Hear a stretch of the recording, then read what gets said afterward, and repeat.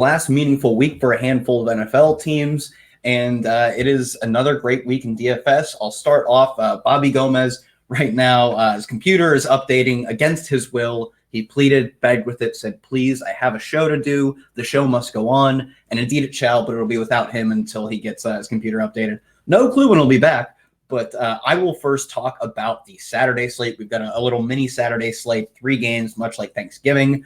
And then we'll get into the main slate. Hopefully Bobby will be back by then. So the first game on the main slate, or the Saturday slate, the first game on the Saturday slate is Tampa Bay hosting the Texans. Tampa are 3-point underdogs at home. That spread has moved 2 points. It opened with them only as 1-point dogs. It's moved to 3.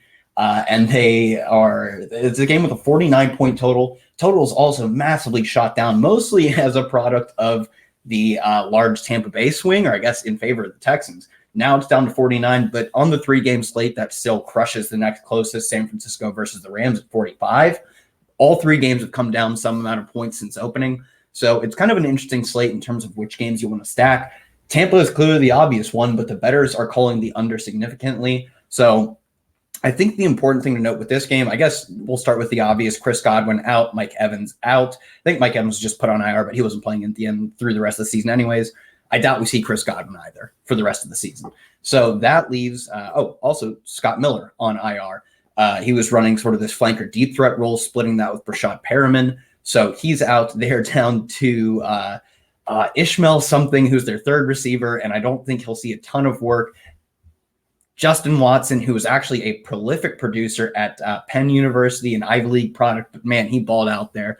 And then, of course, Brashad Perriman, a player who, like, I had on many a dynasty team for the longest of times, and I'm sure he's not on them now, but honestly, good for him finding a spot where he can succeed in Tampa Bay. And, the chips fell his way last week. Everything set up perfectly for him as Godwin was out. Mike Evans was out. Godwin left somewhere in the first or maybe early in the second half. Still at the 100-yard bonus, but could not finish the game. Set up Brashad Perriman to crush. Went over the 100 yards, I believe. If not, he still scored 3 times. And for that reason, I expect him to be just mega chalk on this small slate. You don't have a ton of players to choose from regardless. And now you are working with like one of the most fantasy prolific roles, catching passes from Jameis Winston, and his target share is just going to be absolutely massive because who else are they going to throw it to? So I think the interesting thing will be if his ownership is like anything like we saw from the chalk on Thursday or Thanksgiving Thursday, where we had another 3-game slate. It'll be interesting to fade him just like I faded, or like successful people faded some of the chalk on the Thanksgiving slate. And on a small slate like that, you gain so much leverage if he busts and like 50% of the field has him. And that's a realistic ownership projection for some guys on these slates. So I would look to go to the tight ends. OJ Howard will probably be chalky at tight end, but I think he's at least a better option. I think the most interesting would be to go to the running backs. We've seen Ronald Jones, despite not being a pass catcher in college, get some decent work in the passing game. So I think maybe he would be an option if you want to run Jameis. Also, Cameron Brate, a prolific touchdown scorer in the NFL, maybe not the most athletic or the most yardage-heavy guy, but if he gets a multi-touchdown game, sucks those touchdowns away from Brashad Perriman, that's really a great leverage spot. On the other side of the ball, I think it's business as usual. DeAndre Hopkins, especially on this slate, there's not like a ton of guys worth paying up for. You don't have any like massive stud running backs. Like Todd Gurley, I definitely wouldn't qualify him as that anymore. Last week, didn't get a ton of work, but found the end zone, and that's how we got there. Was awfully inefficient. So not really a ton of players worth paying up for it. DeAndre Hopkins is clearly a go-to guy in this spot. It's just hard for him to fail given the context of the slate where he's 8,500. And let's see, the next closest guy on the main slate is 6,600. Cooper Kupp, who's also been just like a colossal disappointment in recent weeks compared to what he was doing early in the season. He's scored in the past 3 weeks, but man, that has salvaged what is an awful turnaround of 6 catches, 4 catches, 6 catches. When he started the season with 4 straight 100-yard games after his first game, and then had a 220-yard game later. So I think I would be looking to go heavy on this first game and try and get different with it, as opposed to fading it outright because of the ownership. So, and no real love for me for either running back Carlos Hyde or Duke Johnson. It's just been the worst matchup going against Tampa Bay. So probably no love for those guys there. I'd rather attack both of these passing games. Will Fuller, great play. I think even maybe instead of running Winston stacks, that's going to be the most popular, running running Deshaun Watson stacks would be how maybe a different way to attack it. But right now I'm looking at ownership projections and I see Watson as the chalk. So maybe running Winston back with multiple receivers on the Texans side is how you'd attack this game. So let's hop into our next game. We have one that might be interesting for tournaments. I think it won't be hard to be overweight on this game, so that gets me a lot of interest in it. And it's Buffalo versus New England, the lowest total of the tiny slate. We've got a 37.5 total. New England, 6.5 point favorites at home. I would be looking to Josh Allen. New England has struggled in multiple spots this season against those Russian quarterbacks. They did well against Dak, but they got handed to them against Patrick Mahomes. Handed to them is relative. They didn't get killed, although Lamar Jackson does to everybody, but especially did to New England. Patrick Mahomes, sneaky athletic, had no problem beating them. And then Deshaun Watson, another one, a very disappointing spot for New England where Deshaun Watson beat them. All the guys that are beating them can at least produce on the ground. The guy who beat them most was, of course, the best rushing quarterback that the league has ever seen in Lamar Jackson. So I think Josh Allen, although much more turnover prone, not quite the athlete, like nobody's quite the athlete that Lamar Jackson is. Man, he's like second in every category in rushing for a quarterback. So he's a guy I would love to go to. And I think you're going to get mega low ownership again. Like I think we saw, or at least reasonable ownership compared to what he can do. John Brown on the last 3 game slate. I would run right back to him this week, stack him with Josh Allen. I think you could also look to Dawson Knox, but the tight ends, I kind of like the Tampa Bay tight ends. I don't think you need to stray too far from them. And then Tyler Higbee at 5K, as long as Gerald Everett doesn't play. I just think it's a bit too thin to run down to Dawson Knox. 2,700, not the worst price, but not my favorite. I'd rather pay up on this slate, especially when there's not a ton to pay up for. So, and on the New England side, Edelman, I think logging limited practices, he's playing. I wouldn't worry about it. Although last week was disappointing. He had like 2 catches, I think, for 9 yards or something crazy. That's mostly because they were just stomping the Bengals, and it didn't really, they didn't have to try too hard to win that game. So yeah, five targets, 2 catches, 9 yards after just being on a heater of like 90-yard games. Every game he saw 10 targets for, it looks like 7 straight weeks. Like he's their entire offense. He's the only guy Brady trusts. He's their entire passing game, and the rest of their passing game is so dispersed that no single second receiver on this team really has a great chance of going insane. That being said, I guess you qualify James White as a receiver, and he's a guy who I'd be looking to on the slate as well. I just think this game is going to be massively under-owned relative to having 2 offenses with high ceilings, despite the fact that both of them obviously have great defenses and low offensive floors. So I'll be overweight on this game. Devin Singletary, one more player I want to mention, just getting like the lion's share of the team's work, and he's just awfully talented. Like when you get the volume he's getting with the talent he has, he's gone 21, 17, 14, 21 carries. He's gone over 100 yards from scrimmage in multiple games this season. Yeah, he's getting receiving game work too. He's got 15 targets in the past 3 games. So I think he's probably one of the sneakier best running back plays on the slate. He'll go under-owned to guys like James White, guys like Todd Gurley, even like Duke Johnson at a low price is projected for pretty reasonable ownership. I would take Devin Singletary at 5,500 over Duke at 41.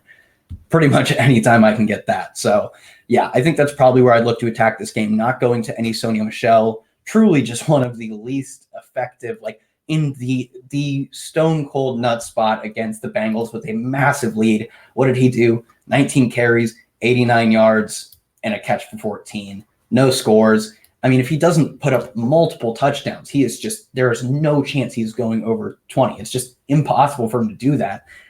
We've got Bobby Gomes in the chat, so I will let him in. Let me see. How do I add Bobby mid-cast? All right, Bobby should be here. But yeah, it's just he's gone over 20 two times this season, has not eclipsed 25. Hey, Bobby, I'm just talking about how awful Sony Michel is. Sony Michel has gone over 20 twice, and he has a 3-touchdown game. Oh, really? He has not gone over 25 this season. He scored 18 points from touchdowns in a single game, and he couldn't get over 25. Dude, he's so bad. Yeah, that's interesting stuff. He is a bad player. That's about the 3-game Saturday slate. Yeah, I was breaking that down before the main slate, so you and I would do the main slate, and I'll wrap up the Saturday slate real quick. San Francisco versus the Rams, the last one. San Francisco 6.5-point favorites, and Bobby's feed cut out. 40. I have to get my headphones. Sorry. Got it. That's fine. I'll finish the mini slate real quick. 45-point total. I think if there was a game I was going to fade, it would be this one because it's going to be pretty reasonably owned, especially when you look at a guy like Todd Gurley. Todd Gurley projecting for the highest ownership out of the running backs. I mean, I just think there are so many paths to failure with Gurley that, like last week, if he doesn't score, he carried the ball 11 times for 20 yards. He got 7 targets, still only caught 3 of them. If he doesn't score both on the ground and through the air last week, oh my God, he gets crushed. And they're not even a good team at this point. Like whenever they play reasonably competent teams, they've really struggled. I think that'll happen again this week. Mostert, I don't know, at 6,100. I just think maybe this is a spot where I'm paying up for every single receiver, just because 6,100 for Mostert, a guy who's in a 3-way committee, 14 carries last week, another guy who, if he doesn't score, it's really not going to happen for him. Like his odds of getting a 100-yard bonus, he needs to break off like a 40, 50-yard run. So I don't know, probably fading all of the expensive running backs. I guess all 2 of them, because really they're the only 2 guys over 6K. George Kittle, highest projected points for a tight end, even looking as one of the better values at 6,500. Totally on board with that. In terms of wide receivers, I'm both Debo and Emmanuel Sanders are fine. And I think you can probably run them back with Jimmy Garoppolo, who, given his ceiling, may go a little under-owned. But I'm probably focusing my ownership to like Jameis Winston and Josh Allen. Yeah, I get that.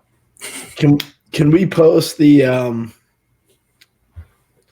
I mean, shoot, I kind of lost my. Were you talking about the 3-game slate, right? Yeah. Did you talk about how like we should leave salary?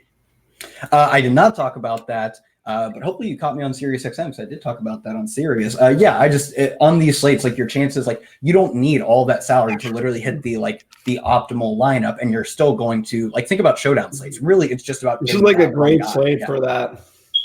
Yeah, I think really it is because I think people are going to make bad moves just to spend all of their salary. Like it is more difficult. Perriman's a really bad play on the slate. Like, I would not play Perriman. He'd be a complete fade for me. Yeah, maybe that's a bad take, but all those other weapons on that team with that total being as high as it is, like you can stack them up and leave like 1,200 to 1,800 in salary and still have a relatively good team. I am looking at Perriman as like right now he's projected as not a good value by even a close margin, but he is projected as the second highest owned player on like tied with a few other players as the second highest owned receiver. He's a really bad play. Yeah, like if you're going to get a low, like just a bad projection for his salary at 6K and super high ownership, like top 2 to 3 on the slate, like it's just the easiest fade. Like yeah, it's a really easy fade.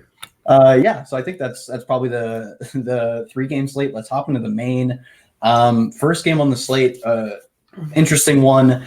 We've got Tennessee versus the Saints. Tennessee 3-point home dogs, a 50.5-point total. I guess where are you going with this one? Hop in and start talking because I am dying out here. Yeah, Tennessee and the Saints. Michael Thomas, pretty easy play. Saints D is interesting for me. I know a lot of people are kind of bullish on Tannehill at this point of the season, but for me, I'm probably going to really like to go with the defense there in that situation. Kamara just keeps letting people down. I'll go back to the well on Kamara, even though it's a little scary. Drew Brees outdoors on the road. I don't love it. There's better plays. I feel like Kamara and Michael Thomas would be the priority, would be like one-offs for me in this game. And maybe the Saints D if the Tannehill becomes chalky. Yeah, no, I think that sums it up pretty well. If Tannehill is chalky, Saints D. And I think last week I talked a lot about Texans D. If the Titans got chalky, they ended up kind of moving to just like a mid-level play. But man, in the first half, getting shut out, running the back with Carlos Hyde, I was ready to print all the money, but it kind of fizzled out in the second half. They scored like 6 points. But still an okay play. Yeah, no, still Hyde was actually a really good play. It was just the Saints or the Texans defense didn't really do much. I mean, if I'm playing anybody on the on the Saints side, I think it's just one-offs of Kamara, like you said, and Michael Thomas. Michael Thomas, with all the value we have, just like so easy to fit in cash. Like this is going to be. Do you think this will be the most duped lineup week of the season? I think it's like by far. Yeah. Well, if you've played NBA for the last 3 nights, it's been pretty like crazy in terms of like the exact same lineup. I don't think it's like I think it's actually really good in tournaments. Like people don't understand that. Like it's a really good situation if you land in tournaments that way because people are just you can just beat that. If you have a 1v1 that beats that lineup, you're gonna do pretty well on the night. You know what I Yeah, I mean? think if you see a ton of like really, even if they are plus EV, like really good dupe lineups, that hurts your probability of min cashing. And that is the worst way to play tournaments is to try like there's no value in going for min cashes in tournaments because so much of the value is concentrated in spots 1 through whatever. I That don't when think you that's true. so do you think then that You can go min cash in tournaments. Why can't you do that?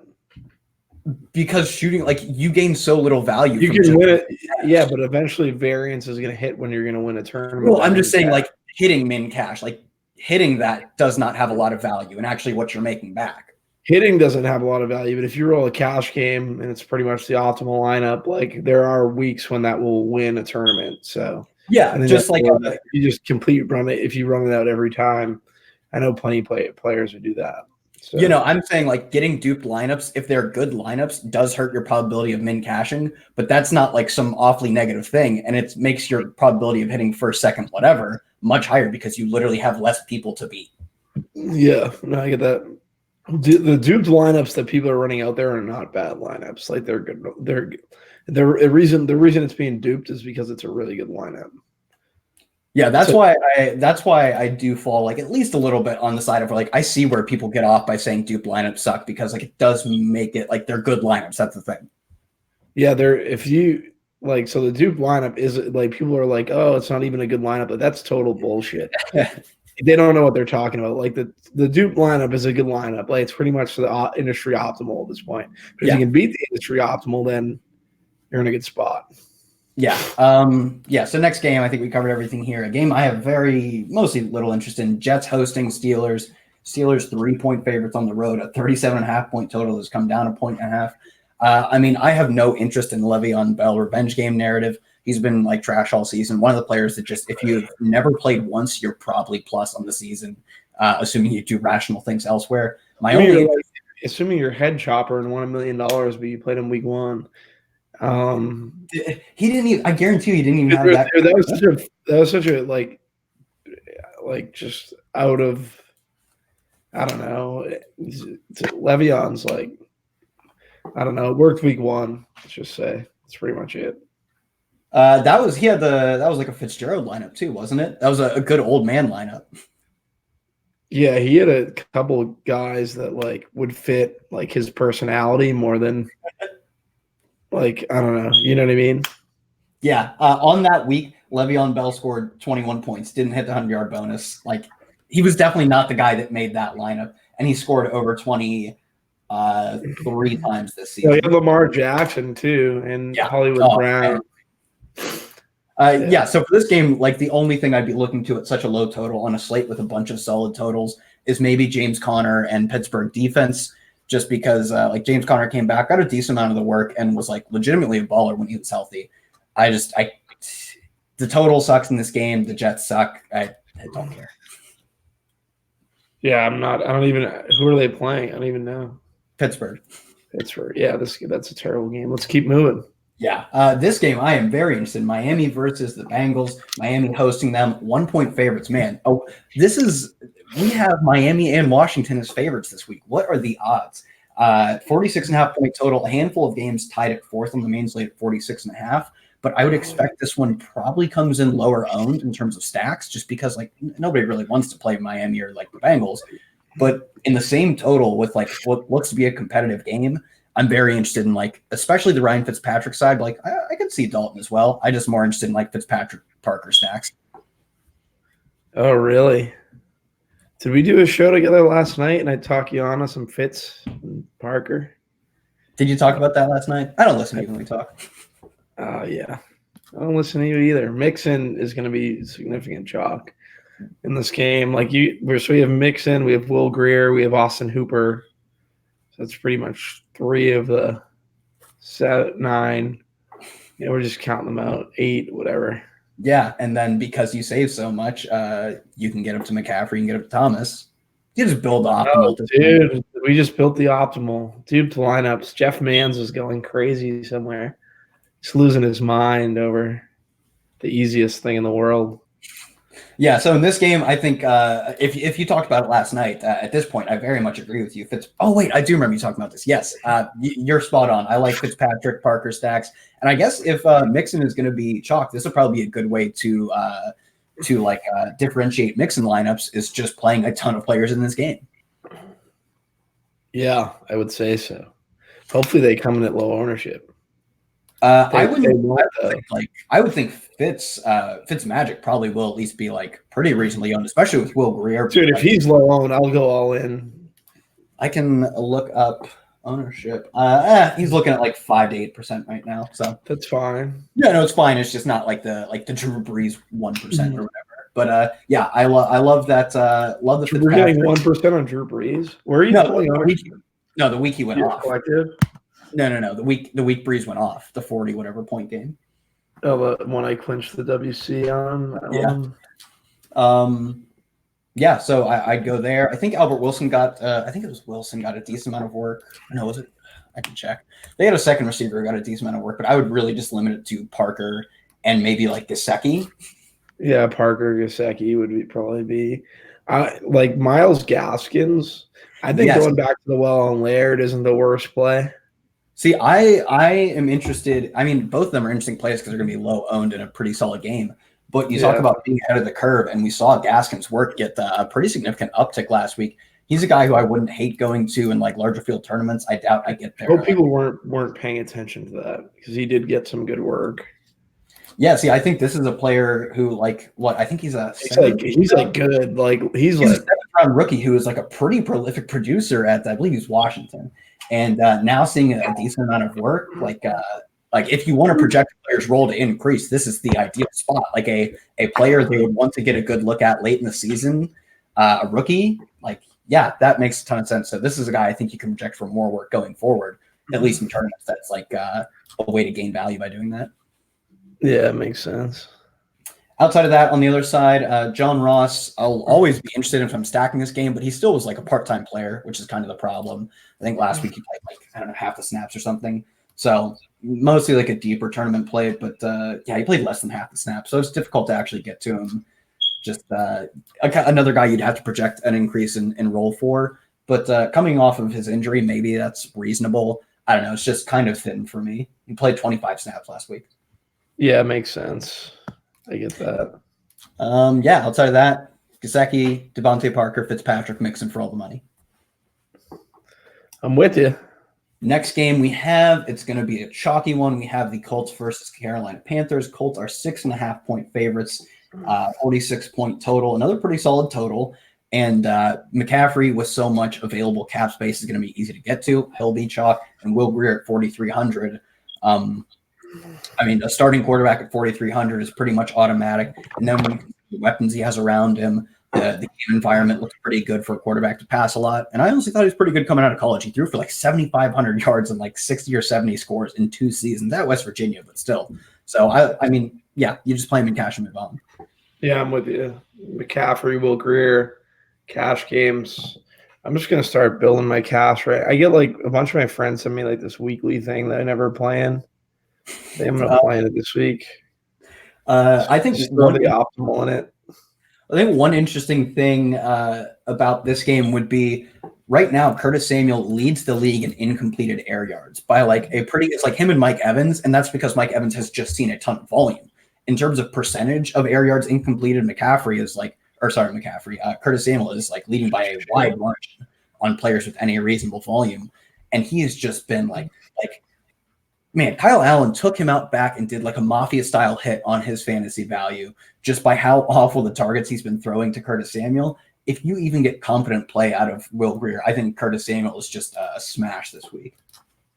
I am with you. I like Samuel. I think he's in for a really good big uptick in terms of his usage with Will Greer finally taking over for Kyle Allen. I don't know. Any interest elsewhere? Obviously McCaffrey, great play. Will Greer. I guess the other side is, are you running it back with anybody? We saw T.Y. Hilton return on Monday, but was kind of a part-time player. did not play as many snaps as Pascal. I think he was like third or fourth on the team in wide receiver snaps. And there's not really a ton of incentive. They're completely out of the playoffs now, so there's not a ton of incentive for him to even like really push himself. So yeah, I'm kind of have the same take as you, just pretty much. All right, top into our next game. We have Washington versus the Giants. We have Washington 2.5-point favorites at home, a 41-point total. Like another game I'm not awfully interested in. Are you dipping back to the Saquon well? Last week, I was not on Saquon because I saw how high his ownership was going to be. And I had one half of glorious play where he didn't really do much. And I think his longest run was even 12 yards. He just found the end zone. I think he hit the bonus. So things worked out for him. He got a ton of volume. I mean, that happens. Yeah, no, that's usually how it works. Saquon's fine. I think he's a good play. You obviously have a situation where it's going to be Eli's last game. They're going to want to have be more incentivized to the win. So I'm not even sure Eli played. We had Daniel Jones log a full practice today. I mean, that's typically a pretty good sign. I wouldn't be shocked if they continue to sit Daniel Jones. There's no reason to play your still banged up rookie late in the season in a lost season. But a full practice is a full practice, and that's usually a good sign for a player to play. I love me some Washington home favorite defense. Like they're the cheapest home favorite defense on both sites. They're projected as one of the best values. And if they get a banged up Daniel Jones, who leads the league in fumbles, is up there in sack percentage and interception percentage, that is free 2,800 defense there. Yeah, I like that call on the Redskins D, 2,800. Definitely a good value, projecting well. I'm with you. I don't even hate the Browns at 1,800, to be perfectly honest. 1,800 is cheap, cheap.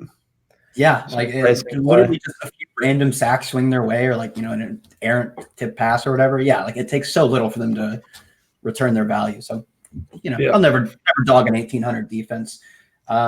Anything else, especially on the Washington? I guess on either side of this game. I don't know. It's just another game with a low total. There's good totals on this slate, and this isn't one of them. Maybe McLaurin Haskins is an interesting stack this week. Yeah, I talked about that last night. I was mostly just looking at prices. I don't listen to you when you talk, so I don't know what you're talking about. You talked about that last night. Yeah.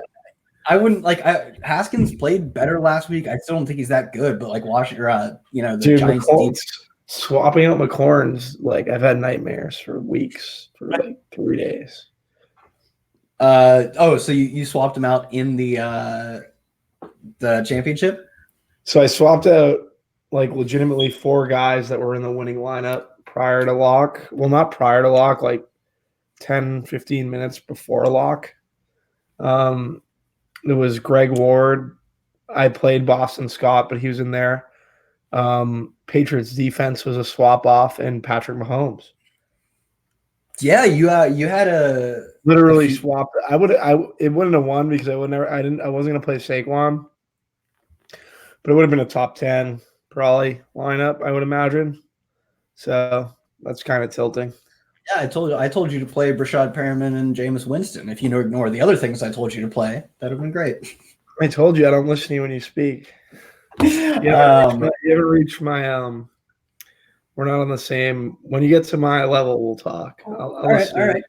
I'll bring something on the small plate, and then my girlfriend's in the background listening. Oh my god, you just said that. I'm totally joking. Kyle's wicked sharp. You were actually one of the only people I called that day, to be perfectly honest. I know you showed me the lineup, and I was only the second person to see it. And you're like, shit, that's terrible, and didn't tell me. I was like, well, maybe if you want to do some other things, you could. All right, next game. A game with a much better total. We have Atlanta versus Jacksonville. Atlanta are 7.5-point home favorites. Atlanta has it's funny because I think they have 5 wins, and they're not going to hit the over. I think their season total is 8 or 8.5. And I loved them at over 8.5, and they have just dunked on me. Since the bye, they're 4-2 with wins in San Francisco. Dude, Matt Ryan sucks, dude. They have he's really bad. They are 4-2 since the bye with wins in the two best wins. The 2 best wins in football being a dominant performance over the Saints in New Orleans and beating San Francisco in San Francisco. If only I knew they would suck for half the season. Yeah, I like Atlanta. Just not with Matt Ryan or Dan Quinn. I just like the jerseys growing up, so I wish they just changed the personnel. So that's pretty much my take. I don't know. They don't throw Uh, Julio the ball. Like you have Julio Jones, like throwing the ball. You he know what I put mean? up like 30 last week. Mm. It legitimately was like one of the first, like it was his first like really great performance of the season though, until last week. And I'm sure last week, even including that, he was having like one of his worst seasons in 7 years. So Yeah, they're really since Kyle Shanahan left, it's been tough. Let's say since 28-3, it's been tough. yeah, on the Atlanta side, Austin Hooper at 4,400, just a bad price, like legit. Just like I can't imagine Austin like Hooper is in the cash game lineup this week, guys. yeah, I can't imagine anything happening that would get me off Austin Hooper at 4,400. Came back to 6 targets in back-to-back weeks. Gets Jacksonville, who is just completely given up. Like I get they beat the Raiders last week, but it's still like they beat the Raiders. Before that, they had 5 straight games of losing by 3 possessions. Maybe an interesting play in this game would be Devonta Freeman. Has gotten a lot of work since returning from injury, and he's a massive home favorite against an awful Jacksonville defense. So No, I get you. Yeah, Devontae's fine. on the other side, D.D. Westbrook went like unsurprisingly, D.D. Westbrook, whose role does not have anything to do with DJ Chark, went out and did the exact same thing he's done in weeks past, where he doesn't do a ton. I hate TD Westbrook. I just don't know. I sabotage myself in that WC. I would never play. If you told me last Monday that I was going to end up playing DD Westbrook, I would have said you're lying. Like that can't happen. But well, like, DD plays like 80% of his routes in the slot, like runs 80% of his routes from the slot, and runs super low, shallow, like across the field routes. Has nothing to do with what DJ Chark does. Like they would have to change their offense as opposed to installing Chris Conley in the Chark role, which he runs a similar role on the opposite side of the field anyway. So I think it just kind of made sense for them to just do what they have done already, but with Conley in the Chark role. I don't think we'll see Chark again this week, although he did log like a limited practice. It would surprise me if he came back this early. Like on Monday or Tuesday, they were like, yeah, we had him run and cut and it was okay. Like that's I'm not so sad football's over. Dude, XFL, what do you mean football's over? What do you mean XFL? There's more football the week after the Super Bowl. No, there isn't. Not DFS. Is there an XFL DFS? There probably will be. Vince McMahon is a part owner of DK, like he's got a minority stake in it. Wait, what? Who does? The like Vince McMahon, the owner of WWE and the XFL. Yeah, I know that. Yeah, he has a part. He's a minority owner of DK. Is he really? Yeah. And the commissioner of the XFL said they would have an announcement on fantasy coming up. So I would imagine they'll have it on DK. Don't quote me on that, but yeah, it's definitely has something to do with DK. Yeah, I think it's more likely than not. So I don't even know where we were. Oh, Chris Conley at 40, whatever, 100. Like he's just running the DJ Chark role, and he's not as good as DJ Chark, but that role is more valuable than like I think he's 46 or 42. So I think it's fine to dip back into that well, especially against like a bad Atlanta defense, a good game environment. So interesting. Yeah, 4,300. He got 8 targets last week and 90 air yards. Both led the team. Scored twice, not even on long balls. So I think that ran hot. I definitely got lucky with the 2 scores, but like his role is fine at 4,300. Who scored twice? Conley? Yeah. Figures. Next game we have is the Baltimore Ravens versus the Browns. Baltimore 10-point favorites. I think this is in Cleveland. Yeah, it's in Cleveland. A 48-point total. So do you think there's any chance we get reduced ownership on Lamar because of Will Grier? Like, obviously, there's a lot of Will Grier chalk, but like Lamar getting priced up to 8K, I think maybe we get – I'd like to think we get lesser on Lamar, but I don't know. Yeah, Lamar's great. Definitely works with pairing with Baltimore Ravens D, which is also really expensive. Neither are going to be pretty highly owned, but both are in a really good spot. And I think that's always interesting situationally. The thing is you need to find the value elsewhere, which is possible, but you're probably going to have to come down from one of like McCaffrey or Michael Thomas. We're both of the opinion that we play Michael Thomas or McCaffrey in every lineup, right? I would imagine. Yeah, I'm trying to think if I did that last week, and I probably One did. of So one of at least yeah, at this point. Like yeah, just like the odds of both of them not hitting value is so incredibly low. yeah, so I like actually think Michael Thomas is a better play. you play one of the two. Yeah, no one can't guard Mike. Legitimately can't be guarded, and is easily the best receiver in the NFL. It's not even close. Yeah, So, just Odell watching Beckham him. doesn't even compare to him. He's so good, dude. He's so good. He's better than Hopkins too. I'm fine with that. Like I can't even argue. He's so good. Like and He's so good.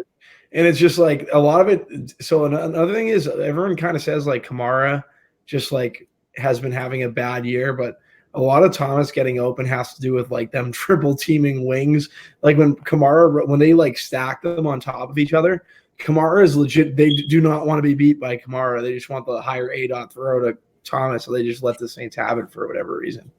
That's Teams like don't want to be beat by Kamara, even though he's like, I don't know if he's dust or he's just been being he's like the center of attention, and it's just increasing Thomas's value in that offense. I know his like broken tackles and like elusiveness, like all like metrics that measure those types of things have been down since his injury earlier in the year. I mean, I think he's still a super talented player that could do it on any given week, but his probability of going off has been lower since being injured. Like I don't think he has gone off since being injured, and it shows in like the efficiency measures. So yeah, I would definitely say it shows.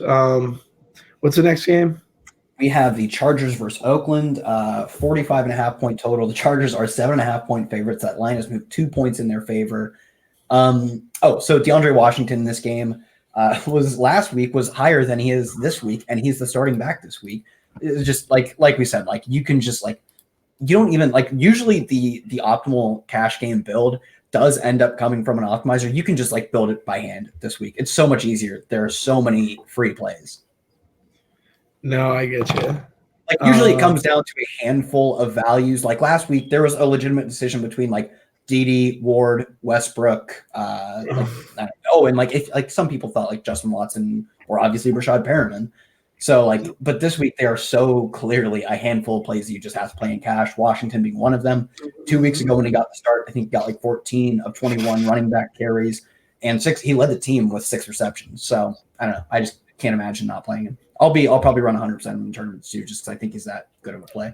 DeAndre Washington? Yeah. Dude, you got to reassess, man. I'm joking. He was really that good that week. I don't even know.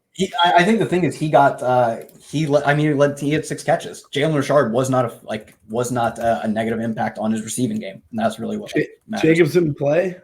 That was 2 weeks ago. Yeah, Jacobs was out.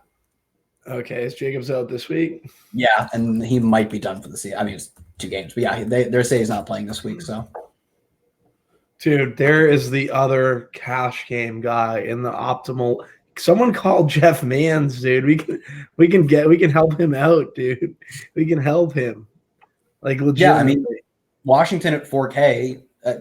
You have to play him. I don't. So what do we have right now? Let me just run this quick.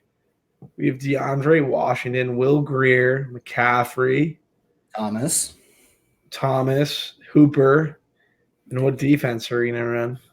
I don't know, whoever fits. I would say I think Chris Conley is pretty much. I mean, I'd lock him into cash at 4,300. I'm looking at him as projected the best receiver value. So, Chris Conley. That's it. I mean, what we're looking at. I don't know how many spots we have left, but yeah, I'd put him in there. I have to pick sorry. Hold on. See projection. I don't know. Salary permits. I'd probably play Washington, but we had a lock Washington, dude. I forgot you said. So I forgot a lock. And we'll see what we have. DeAndre Washington, right? Yes. And I don't know if there's the salary, I'd play Washington defense, just to play the best home favorite defense, but. So we have Will Grier, Christian McCaffrey, DeAndre Washington, Curtis Samuel. You said you liked Conley better, though? I would play Conley better, especially because I wouldn't want to tie my entire cash game to the success of Will Grier. No, I know. So Samuel is going to be chalky, it looks like. Dang. I think he's a great play this week, so I would take Conley over him, but they're both good plays. So let's just put them all. Let's put Samuel in there. Chris Conn. and then we'll just see what we get.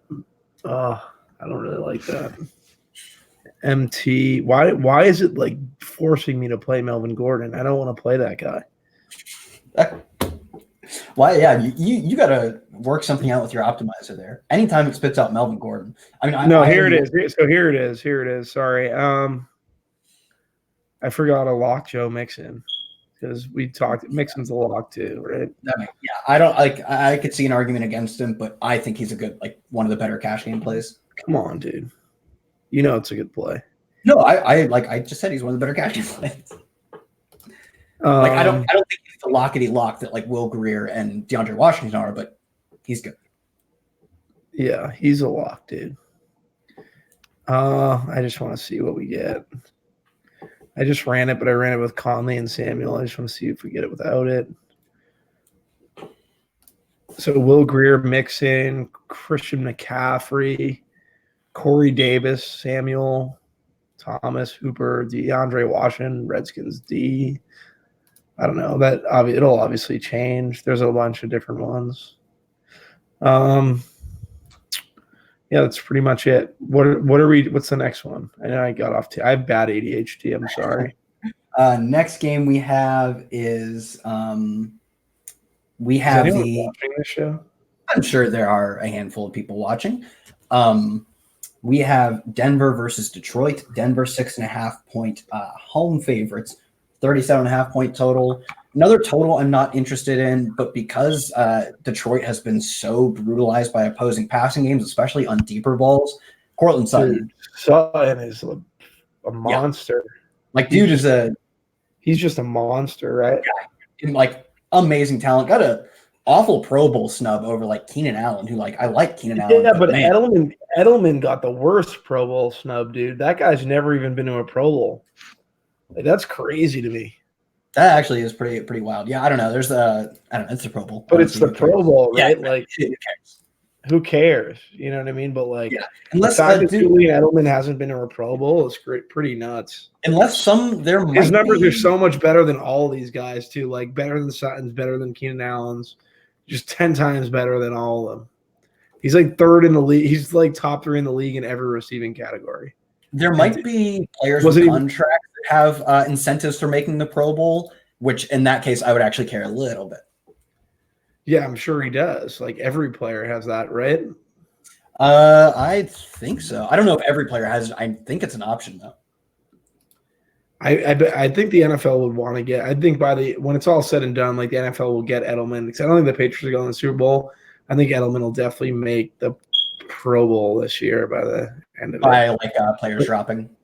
The people dropping, and they're just like, oh, like, we'll give you the Pro Bowl because it's probably you know what I mean? Yeah. Okay. So outside of like Sutton, if Fant plays, he's a fine play, but I think there are better values at tight end. On the Detroit side, Danny Amendola at 4,900 is projected well, but I don't know. He's fine. Yeah, I'm with you. Like, Amendola's fine. Fant, maybe we like Locke, Fant, and Sutton. You know what I mean? Maybe we're doing that. You know? Yeah, I was actually thinking. I'm gonna look at. Let me see the correlation. They're negatively correlated, but I still might run it. Cortland Sutton, Denver D. Sutton and Denver D. There's a negative core there. Yeah, but sometimes you just roll with the negative correlation. Sometimes you just step up. Make plays. Yeah, so I don't know. That's probably my favorite play of this game, but I don't actually hate the Drew Lock than Sutton and maybe like Fant or something. Yeah, that's probably all I do. I get you. Yeah, that's cool. I'm playing 0 running backs in this game. You can book that because Philip Lindsay not getting a ton of passing game work, and this rushing attack sucks. And the Detroit what happened to Lindsay? He was getting like crazy usage for like 2 weeks, and then they're just like Royce Freeman. He's still getting decent, like a lot of rushing game usage, but it's been Freeman in the passing game, and that's literally like what Philip Lindsay is the best at. So I don't know. Yeah. And move on to the next game. Another, this might be one of the better games this slate as well. Seahawks versus Arizona. Seahawks 10-point home favorites, 51-point total. Oh man, Chris Carson jammed it at my stupid face too, and I don't like Chris Carson. So, what are you doing with Chris Carson this week? I think he got a massive price up. I think he's like $8K or something. So I'll probably be off him again because he doesn't get it in the receiving game. fumbles a lot. Yeah, I didn't play Carson. I don't like him. That's pretty much it. Like, I could definitely see some Russ, some Lockett, some Metcalf. TJ Hawkins. No, not TJ Hawkinson. I'm sorry. Jacob Hollister Jacob Hollister was like a play that I really liked last week. And he got wide open. Russ just threw it to Lockett for a TD, even though he just had it was a much easier throw. The play was definitely designed to Lockett because it was a much easier throw to Hollister for the touchdown.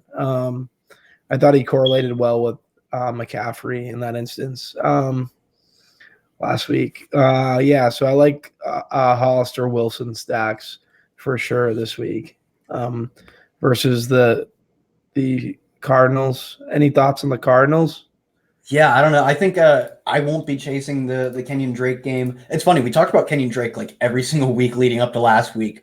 We don't have a show last week on Sunday morning, or at least you weren't there, and he just goes insane. But I don't know. I think it's a fine play, but the thing is I'm guessing he'll be over-owned relative to like what I would actually project him at. So yeah, no, Kenyon Drake was someone like I was pretty bullish on. Didn't play him either. I just want to move on from last week. Still on tilt. Christian Kirk at 5,600. You know, he's like clearly their number one receiver in terms of like actual fantasy value because it ain't going to be Larry Fitzgerald. Plays almost all the snaps. Didn't get there last week, but I think he'd be probably the one player I'd run it back with. No, I'm with you. I think he's a good play. All right, next and final game of the main slate, we have Philadelphia versus Dallas. Philly 2.5-point home dogs at 46.5-point total. I think if we get Dak at low ownership right now, he's dealing with, I think it's an AC joint injury. I don't know. He's getting out there. I would almost guarantee it because this is the entire season for them. And this Philly pass defense is trash. Dak has been one of the most, if not the most efficient passing quarterback in the league this season. And they're coming off of, surprisingly, after just annihilating the Rams, the entire passing game failed because it was all Zeke and Pollard. So I think they could be pretty reasonably low owned, like a fat Dallas passing stack. Yeah, I don't mind the Dallas passing stack there. I like Amari Cooper. I like Gallup. Going back to the well on Zeke, like if you didn't get there last week, it sucks to be late to the party, but I don't hate him for tournaments, I guess. That's pretty much it on that side of the ball.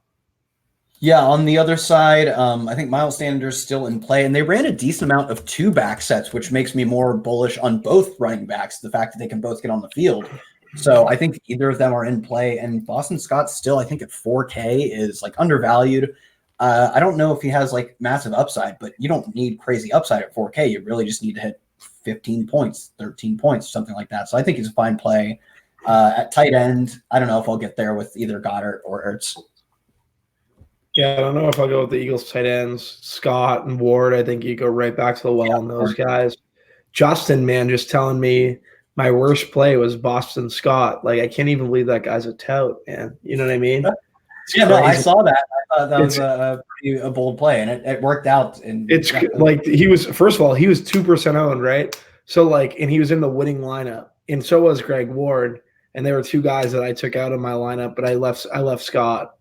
But Justin was like, "Oh yeah, like you played Boston Scott in a live final." Dude, the kid who won it played Boston Scott in a live final.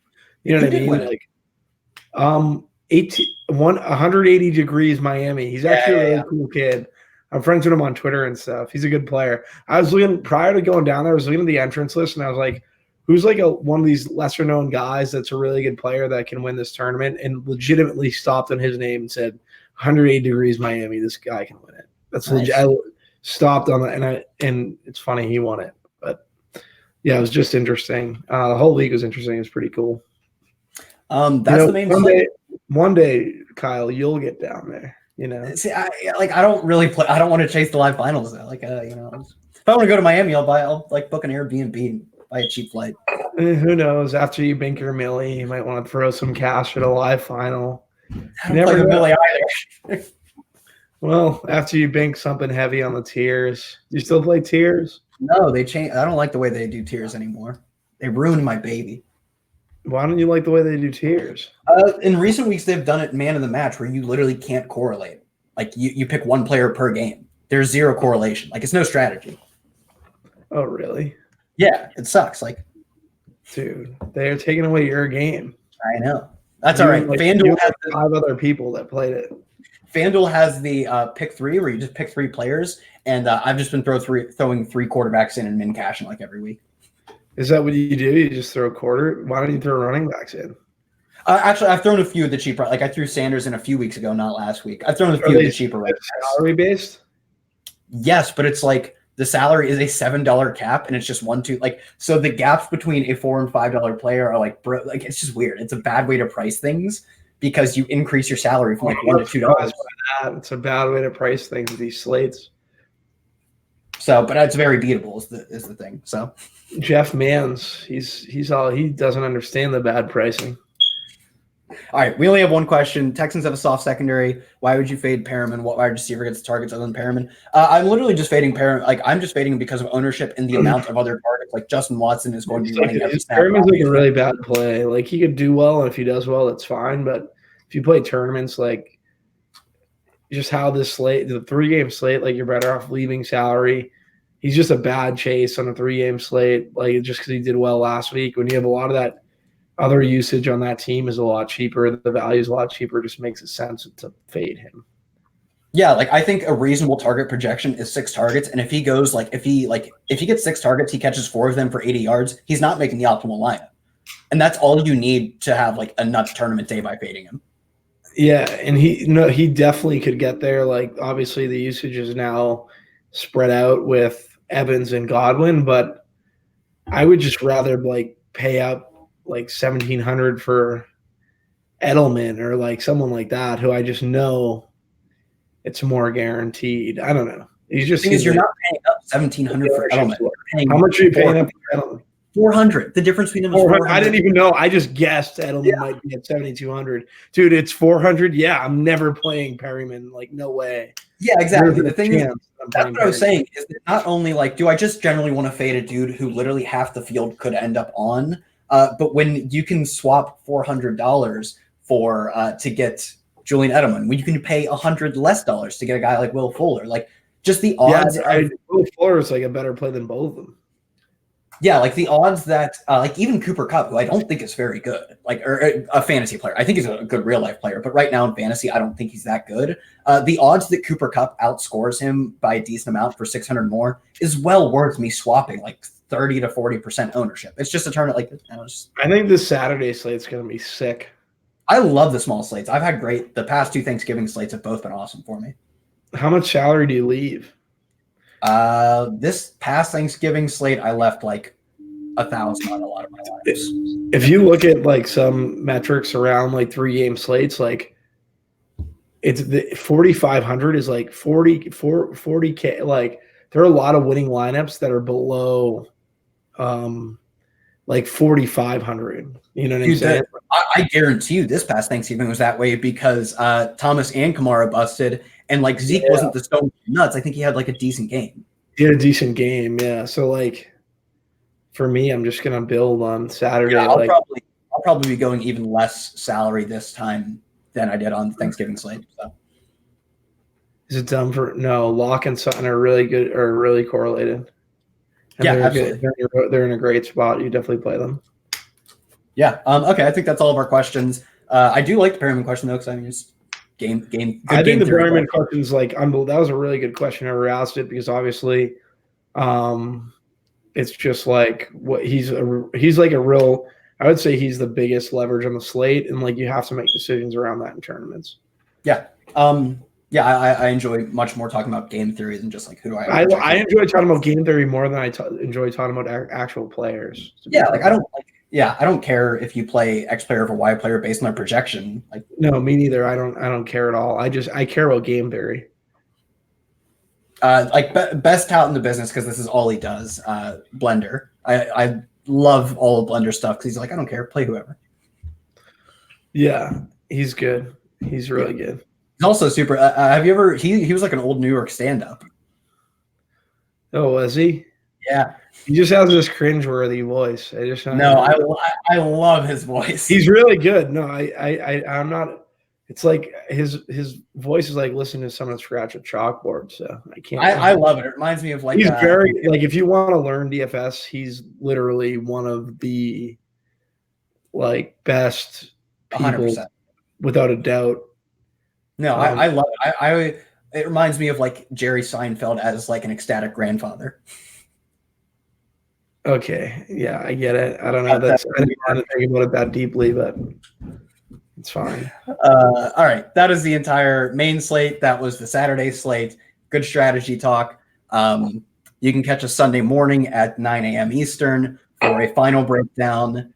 Everybody, thanks for tuning in. For Bobby Gomes at Bobby Gomes DFS, for myself at Kyle Tweets here. We will catch you next week.